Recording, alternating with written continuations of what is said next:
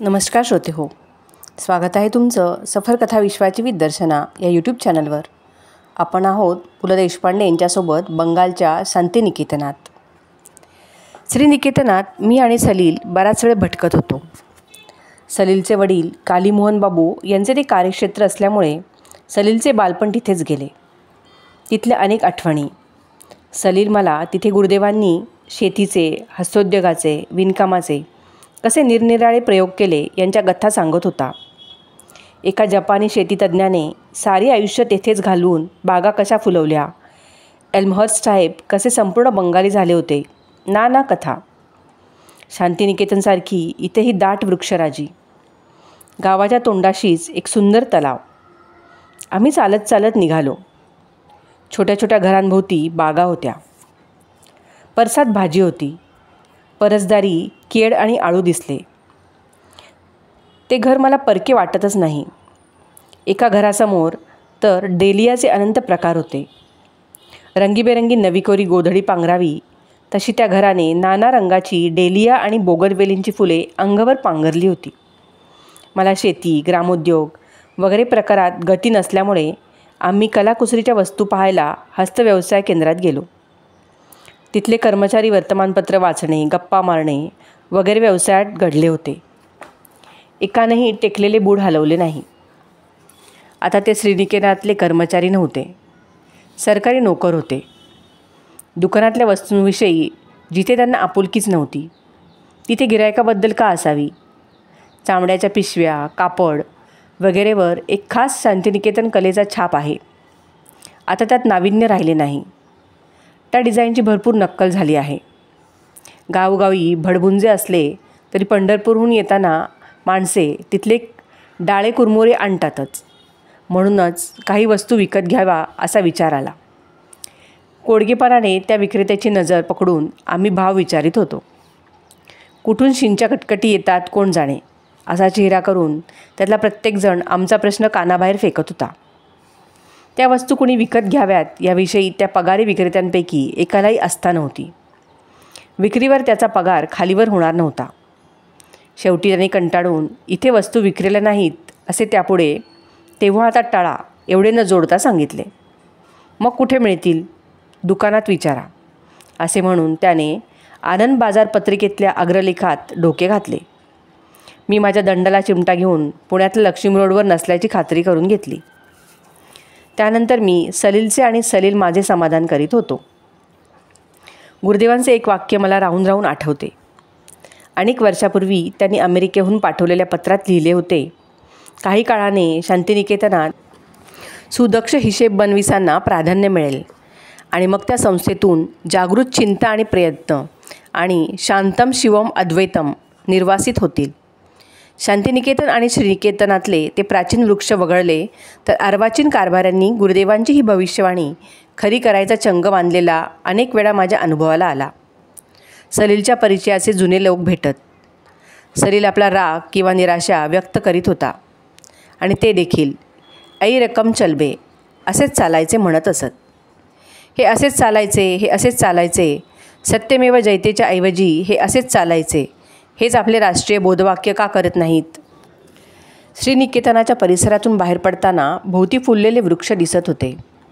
निसर्ग आपले कार्य करीतच होता. नवी बीजे पेरणारा आणि नवी फुले फुलवणारा नवा माळी येईलही कधीतरी.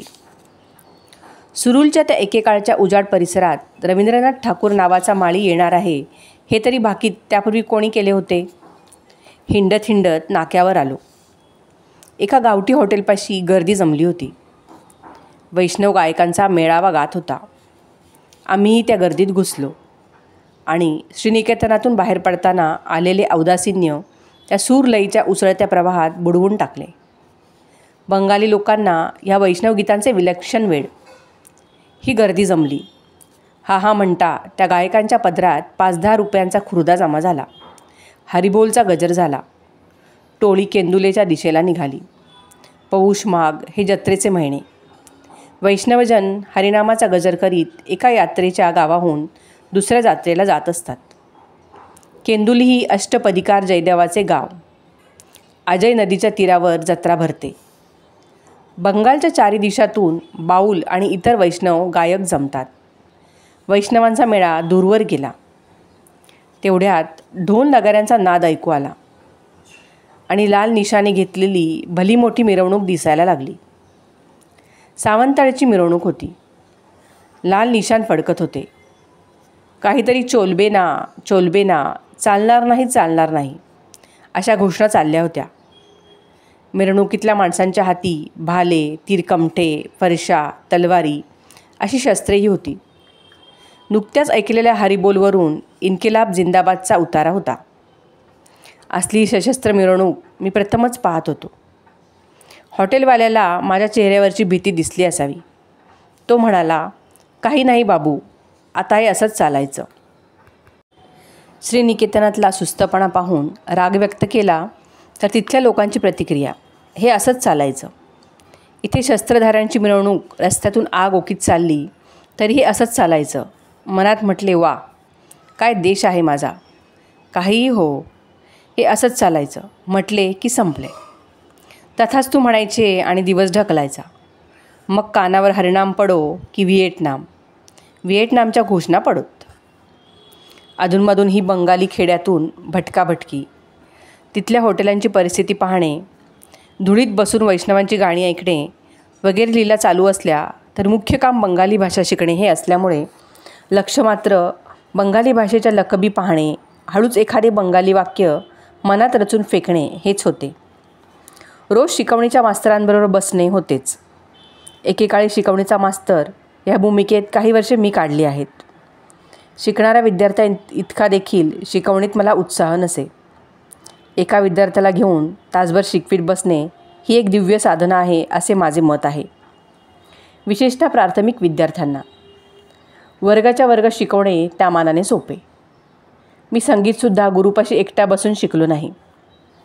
माझ्या लहानपणी शिकवणीचे मास्तर ही श्रीमंतांच्या उनाड पोरांसाठी चालणारी चैन होती. आम्ही ज्ञानाच्या आणि कलेच्या सार्वजनिक अन्नछत्रात पानावर पडलेले अन्न खाणाऱ्यांपैकी. त्यामुळे माझ्या आयुष्यात शिकवणीचे मास्तर प्रथम आले ते वयाच्या 50व्या वर्षी शांतिनिकेतनात. तिथल्या पाठभवनातल्या राम बहालजींनी मला धडे द्यायला सुरुवात केली. तशी मी मुळाक्षरे वगैरे घटवली होती. राम बहालजी वास्तविक उत्तर प्रदेशातले, पण त्यांच्या 2-3 पिढ्या बंगालातच गेल्या. नखशिखांत शाळा मास्तर, 3च्या ठोक्याला हजर. माझ्या खोलीत त्यांनी शिशुवर्ग सुरू केला आणि टागोरांनी प्राथमिक शाळेतल्या मुलांसाठी लिहिलेल्या सहजपाठ पुस्तक पहिलीपासून माझी शाळा सुरू झाली. रवींद्रांनी हजारो कविता लिहिल्या, नाटके लिहिली, कादंबऱ्या, प्रवासवर्णने, पत्रे, निबंध, खूप काही लिहिले. पण रवींद्रनाथ टागोर या माणसापुढे मी जर मनोमन लोटांगण घातले असेल तर प्राथमिक शाळेची ही पाठ्यपुस्तके रचल्याबद्दल. वृद्धत्वी निज शैशवास जपणे माना कवीचा असे केशवसुतांनी म्हटले आहे. पण शैशवाचे स्मरण म्हणजे काय ते टागोरांचे हे सहज पाठ वाचल्यावरच कळते. ही पाठ्यपुस्तके म्हणजे रस, रंग, गंध, नाद यांच्या सृष्टीतील आनंददायक सहल आहे.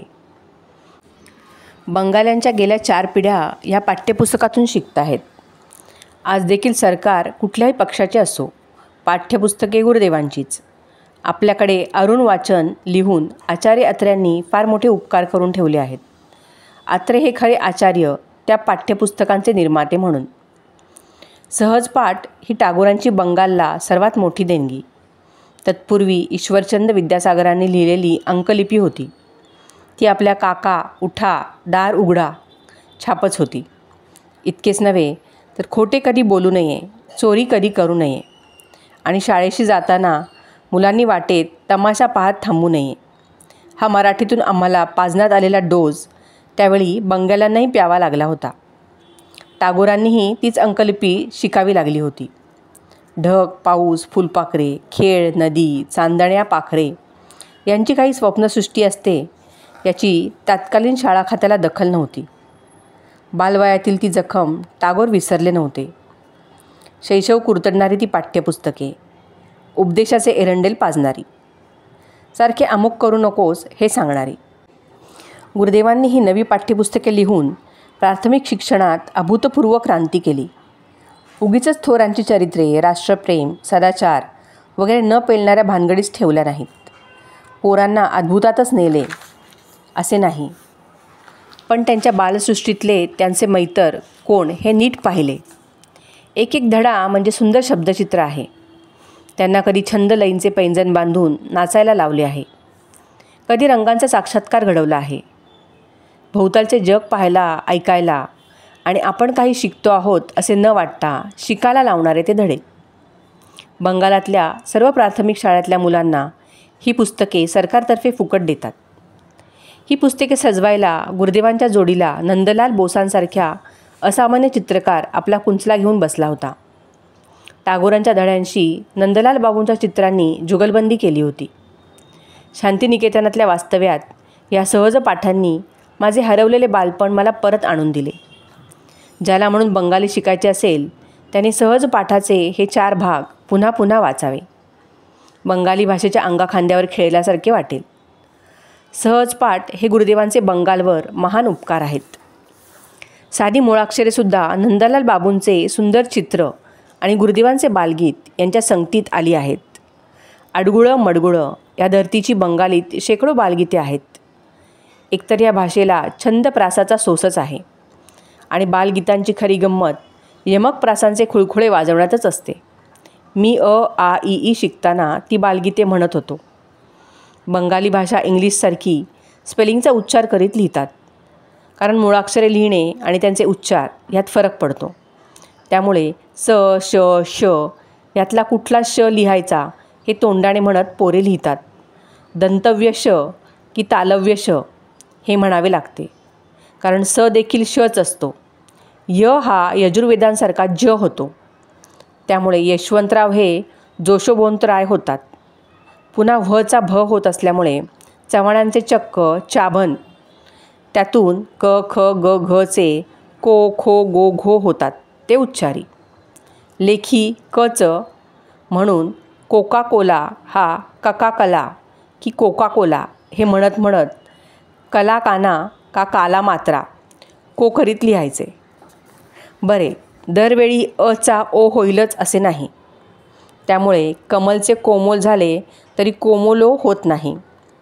फुटबॉल मात्र बॉलच असा लिहायचा. पण माणसासारख्या भाषेलाही खोडी हव्यातच. नाहीतर मराठी गवत शब्दात ते निराळे अकार आहेतच की. गवत कापून आणा असे आपण लिहिले तरी बोलताना गवत कापूनच म्हणतो. सहज पाठात ह्या मुळाक्षरांखाली 2-2 ओळींची गाणी आहेत. नंदलाल बाबूंचे काळ्या पांढऱ्या रंगातले वर एक सुंदर ठसठशीत चित्र, प्रत्येक पान असे नटलेले. राम बहालजींकडून ती गाणी वाचून घेतली. शिशुवर्गातल्या मुलाच्या उत्साहानेच ती पाठ केली. रश ई दीर्घ ई बोशे खाय खीर खोई, म्हणजेच रस्व ई दीर्घ ई बसून खाई खीर लाही.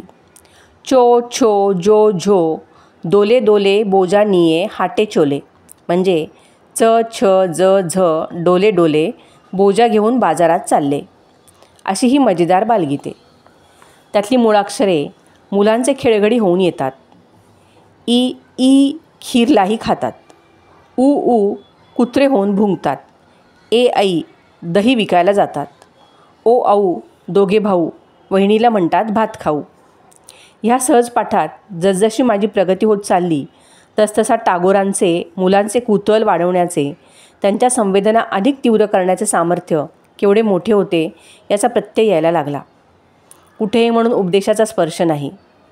उलट त्या पोरांची स्वप्नेच जणू त्यांच्याशी त्या पुस्तकातून बोलत होती. आम्ही आकार इकाराचे धडे, काका उठा, दार उघडा असल्या वृक्ष वाक्यातून शिकलो. टागोरांनी काना मात्रा टोप्या शिकवताना पोरांना गाण्यातून त्यांची ओळख करून दिली. आलो होय गेलो भोय, चारी दिक झिक मिक, म्हणजेच उजेड होय गेले भय, चोहो बाजू झुंजूमुंजू. हा रोजचा अनुभव छंदातून नाचता आला. मग या पहाटेबरोबर सारे गाव कसे जागले, माणसे कामाला कशी लागली ही चित्रे. पाडे पेरू हरिहर, मधुराय बांधे घर, होडी हाके पातुपाल, धान्य आणे जयलाल, धरे सुकाणू दिग्नाथ, अविनाश रांदे भात. खेड्यातला मुलगा आणि मुलगी हीच डोळ्यापुढे धरून गुरुदेवांनी 50 वर्षांपूर्वी हे सहज पाठ रचले. त्या लहानग्यांच्या प्रत्यक्ष आणि स्वप्नसृष्टीतल्या अनुभवातून उभी राहणारी ही चित्रे. दर 2 धड्यानंतर सुट्टीशी संबंध. चला उद्या सुट्टी, आज सुट्टी आहे, काय करूया, असे उल्लेख. शरद ऋतूच्या वर्णनांचे त्याने एक सुंदर गाणे आहे. येतसे शरद, हिवाळ्याचा हात हळूच हवेला धरे. पहाटे पहाटे रानपानांना हुडहुडी कशी भरे.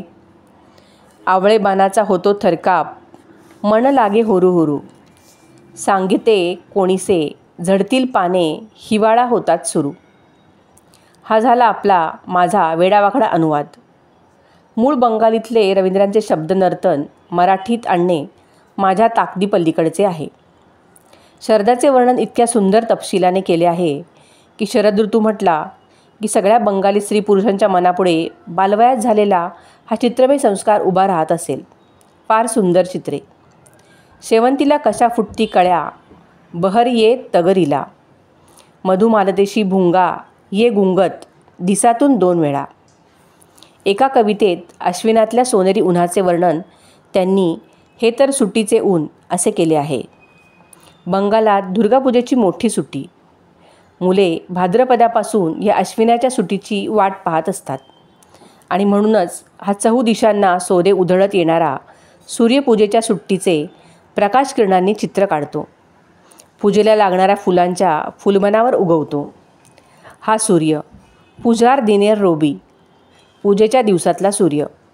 हा नेहमीचा, कामाला धाडणारा, शाळेत चला म्हणत उगवणारा सूर्य नव्हे. सुट्टी सुट्टी असे सांगत येणारा सूर्य. या साऱ्या कविता ही पोरे म्हणतात तरी कशी हे पाहण्याची मला फार उत्सुकता होती. राम बहालजींना मी सांगत होतो, मला एकदा शिशुभवनात घेऊन चला. गुरुदेवांची ती बालगीते चिमण्या कंठातून फुलून येताना कसे दिसतात ते मला पाहायचे होते. आम्ही छडीच्या धाकाने केवळ गणितेच सोडवली नाहीत, कविता देखील छडीच्याच धाकाने म्हटल्या. कविता म्हणण्यात आनंद आहे हे आमच्या बाळपणी आम्हाला कोणी सांगितलेच नव्हते. कविता पाठ केली की 5 मार्क मिळतात एवढेच ठाऊक. शिवाय बरे सत्य बोला यथातथ्य चाला मध्ये मुळातल्या कवितेलाच आनंदाचे कोंब फुटले नव्हते. तिथे आमच्या गळ्यातून तरी ते कशाला फुटावे. धरा बुद्धिपोठी विवेक तुम्ही हो आणि देवा तुझ्या चरणी नमितो, अंतस्करणी तुझं आठवितो. ही आमची बालगीते. आमचे बाल्य वार्धक्याहून वैराग्यशील करायची तात्कालीन शाळा खात्याची धडपड होती. त्याच काळात तिकडे बंगालीत रवींद्रनाथांनी बंगाली मुलामुलींना किती सुंदर गाणी रचून दिली होती. बंगाली माणसाचे बाल्य ह्या गीतांनी साजरे झाले. श्रोते हो, आजच्या भागात इथेच थांबूयात. भेटूयात पुढील भागात. तोपर्यंत धन्यवाद.